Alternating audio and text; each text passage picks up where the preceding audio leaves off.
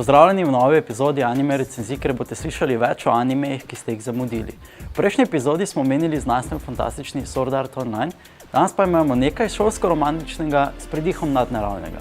Z vami bom zopet Naruto Translator. Tokrat imamo na tapeti še eno zaključeno anime serijo, Kokoro Connect. Grobo prevedeno bi jo lahko naslovili tudi Povezava src.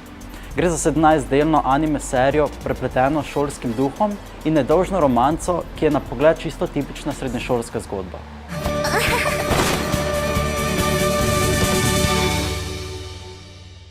Kokoro Connect pa se vrti okoli 5 članov šolskega krožka, kjer med njimi ni nobene vezi z izjemo 2 svetlolasih likov. Ta čisto običajni krog dijakov pa spreleti nekaj nedojemljivega. Iznenada se povsem naključno iznajde v telesu drugega člana tega krožka. Sprva jih prečini misel, da gre le za sanje, a se nadnaraven pojav začne pojavljati tudi med dnevnimi aktivnostmi. Ker jih spreleti panika, se pred njimi pojavi eden od učiteljev, ki ga je več kot očitno nekdo obsedel, a jim vsaj razloži nastal položaj. Šolski krožek se spremeni v gručo poskusnih zajčkov višje entitete. Z dano situacijo pa se morajo spoprijeti tudi sami, saj lahko stvari postane še bolj zapletene, če jih zaupajo nepovezani osebi.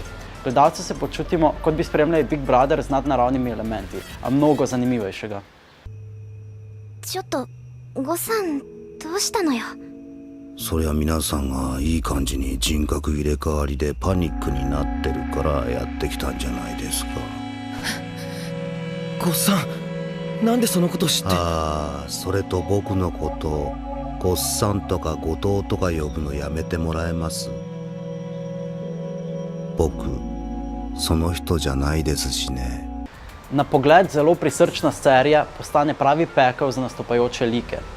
Sprva zelo nepovezana skupina posameznikov mora med seboj ustvariti veliko zaupanje, da s svojimi izpadi drugim ne izdajo lastnih skrivnosti. Slednje pa zna biti velik problem, saj se med seboj ne poznajo dovolj, da bi v komunikaciji z nepovezanimi ljudmi znali reagirati, kot bi morali.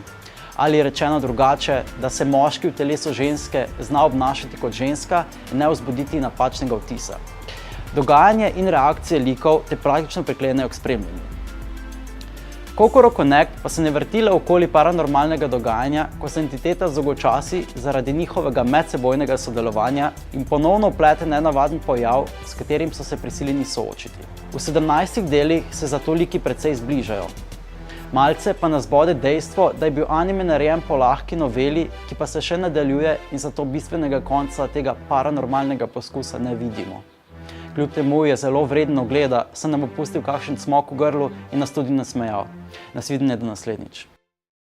Spremljiti teka in pa spremljiti... Fuck you!